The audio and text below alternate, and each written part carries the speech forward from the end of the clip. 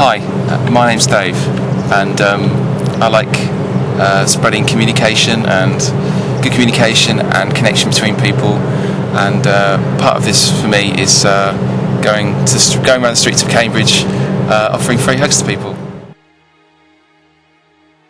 Well, I started on it was the 21st of January, because I remember that because I've been thinking about it for months, and then finally decided on this particular Sunday to go out. And then while I was out hugging, two different people came up to me and said, "Oh, are you doing this because it's National Hugging Day?" And somebody said, "Here's, open this link on YouTube. Watch this. It's fantastic." And I opened the link, and it was the video on YouTube of this guy in Australia who was walking around Pitt Street in the main shopping street in Sydney with just a sign saying free hugs, and thought, that's a fantastic idea. Just why isn't everybody doing this? This is brilliant.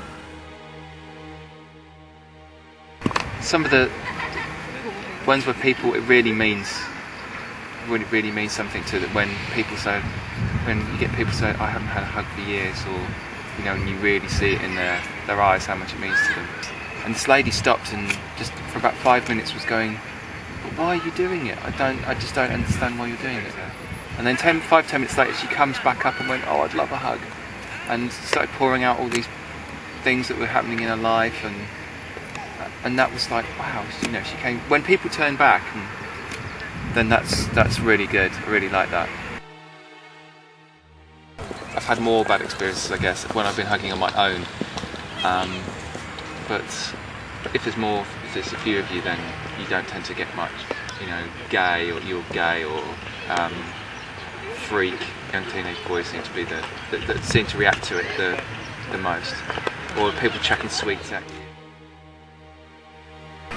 My first experience was just browsing online. I've been on YouTube and just searched through hugs and other words, and it came up with the Hugging In Sydney.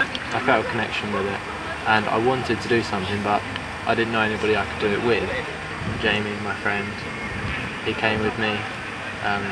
We'd met just at a few gigs that we'd been to, and he said to me, "Watch this video," and I was like, okay. Did some more research, then found Dave, and we started talking to him. I first met him through YouTube, through more videos. I saw first a couple of pictures, and then I actually found the video of somebody going up that had recorded it themselves. First with the sign it was pretty slow, and we just walked around. We got a few looks and people talking to each other about it, and nothing really happened. But after a while, people did start coming over, and with my first hug, it was good. I did feel happy that I had hugged someone, and it would have made their day. It was something to remember. They wouldn't have just thought, "Oh, it's a really bad day."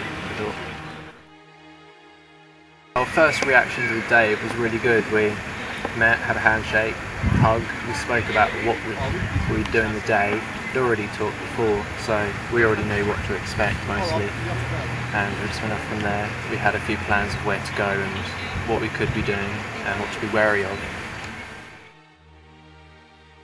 Well, for me, it's really about just a great opportunity to just offer people the chance to share, a connection in that moment of a hug, just to anybody. Lots of people love hugging, but they don't, or love connection, that sort of connection in their life, but don't get it. Or even if they do have lots of connection, they always want another, more connection. So it's just that that moment of where you can just connect with another human. I mean, you can get good hugs from all kinds of people. Some of them, you'd be really surprised sometimes. But I have no preference. I will hug. As long as they're not horrendously drunk and covered in vomit, I'll pretty much hug anybody. But some of the consistently the best huggers are sort of grandmothers or late middle-aged women that you know, if they've got kids, maybe grandchildren, they've got lots of experience of loving hugs.